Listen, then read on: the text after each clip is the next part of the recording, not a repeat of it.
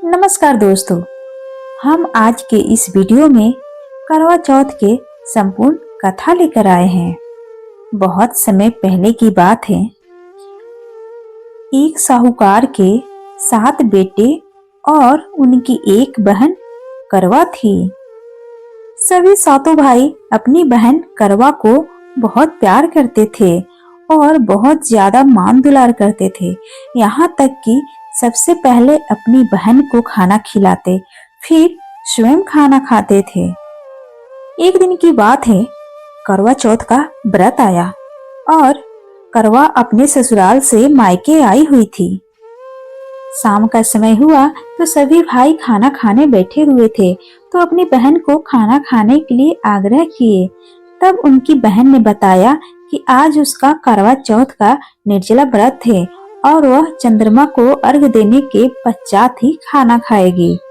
अपनी बहन को भूख प्यास से व्याकुल देख छोटे भाई ने पहाड़ी के ऊपर जाकर एक दीपक जला दिया और उसे चलनी के ओट में रख दिया और फिर अपनी बहन से आकर कहने लगा, बहन, चांद निकल गया है, तुम अर्घ देकर खाना खा लो। करवा भागी भागी अपने भाभीियों के पास गई और कहने लगी, भाभी, चांद निकल गया है, चलो अर्घ देकर खाना खा लो। इस पर भाभीियों ने बोला, बाईसा, आपका चांद निकल गया है, आप जाकर अर्घ देकर खाना खा लो, अभी हमारा चांद निकलने में टाइम है। करवा भोली भाली अपनी भाभीियों की ये बात नहीं समझ पाई और चांद को अर्घ देकर खाना खाने बैठ गई। जैसे उसने पहला निवाला तोड़ा तो उसे छींक आ गई। फिर जब दूसरा निवाला तोड़ा तो खाने में से बाल निकल आई। फिर जैसे उसने तीसरा निवाला तोड़ा तो उसके ससुराल से खबर आ गई कि जैसे भी हालत में है, तुरंत अपने ससुराल पहुँचे। सेठानी ने करवा को विदा करने के लिए अलमारी से कपड़े निकालने लगी, तो कभी उसके हाथ में सफेद कपड़े आए तो कभी काले कपड़े आए।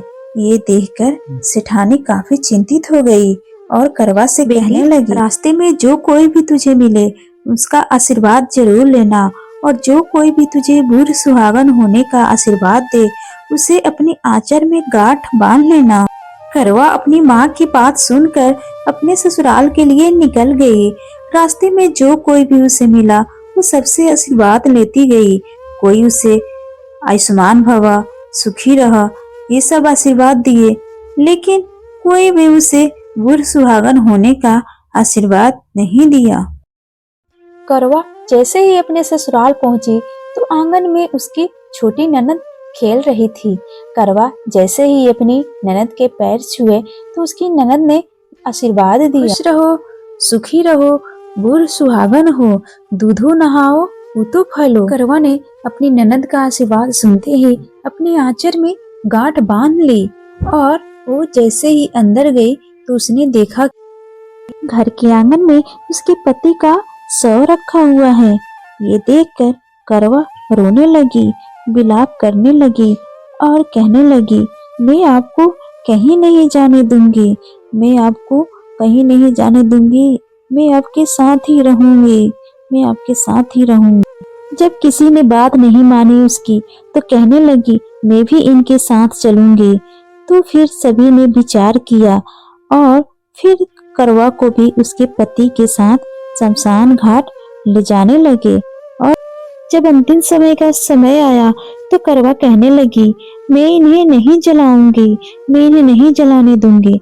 इस पर सभी गांव वालों ने कहा, पहले तो अपने पति को खा गई, अब इसे मिट्टी तक नहीं देने देगी। लेकिन करवा किसी की बात नहीं मानी। जब करवा किसी की नहीं सुनी तो सभी लोगों ने आपस में विचार विमर्श किया और शमशान में ही एक झोपड़ी डलवा दी। अब करवा अपने पति के साथ वो झोपड़ी में रहने लगी। अब करवा अपने पति की साफ सफाई करती और उनके पास बैठी रहती। सुबह शाम उसकी छोटी ननद खाना पानी दे जाती। करवा अब हर महीने चौथ का व्रत करने लगी और चंद्र को अर्घ देकर ही खाना खाती।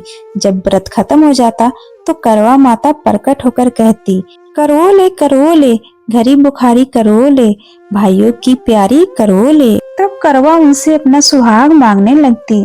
तब चौथ माता कहती हर महीने कि मैंने तेरा सुहाग नहीं लिया है, तेरा सुहाग सबसे बड़ी चौथ माता ने लिया है।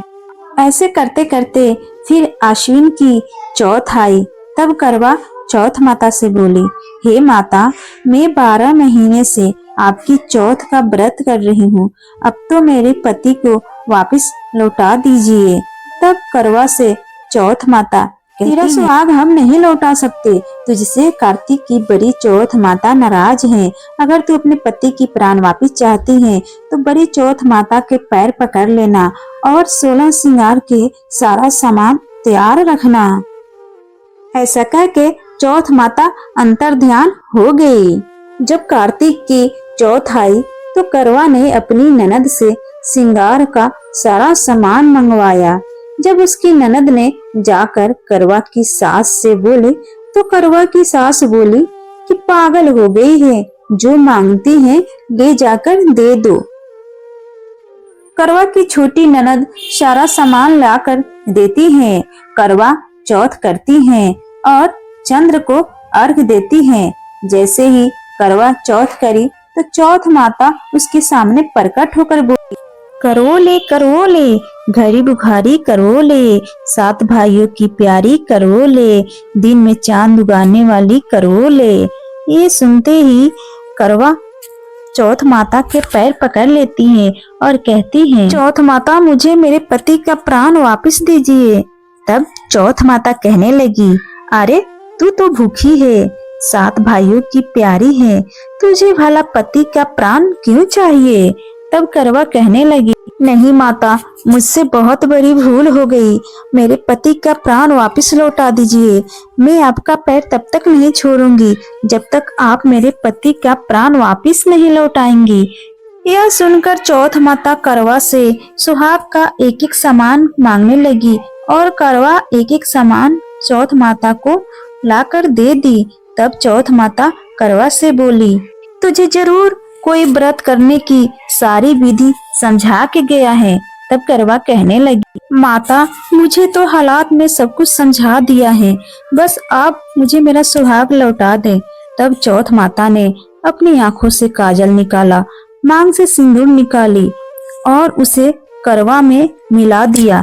फिर करवा के जल से 2 बूंद निकाल कर उसके पति के ऊपर छिड़क दी। जैसे ही उसके पति के ऊपर वो पानी के छींटे पड़े, उसका पति जीवित हो गया। जाते जाते चौथ माता उसकी झोपड़ी पे लात मार गई, जिससे करवा की झोपड़ी महल में बदल गई।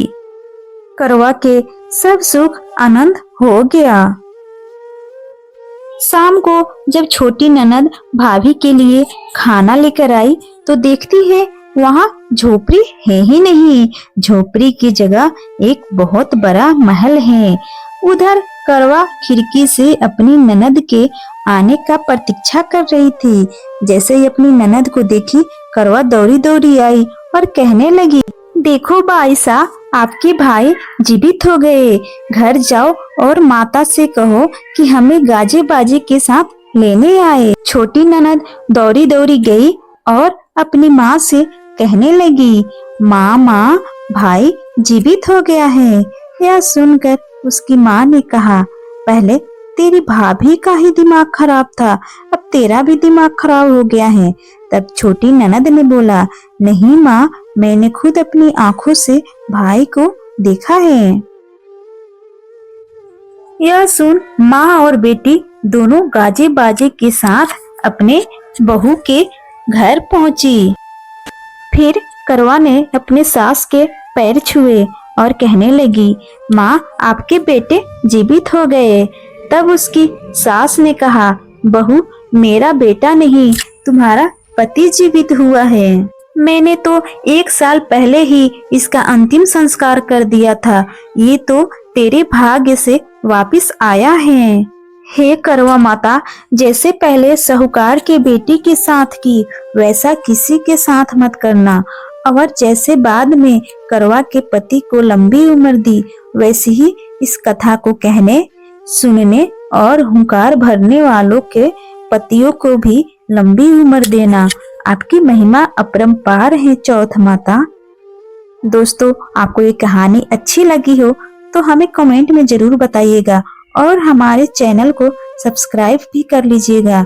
Thank you so much. जय करवा चौथ माता की।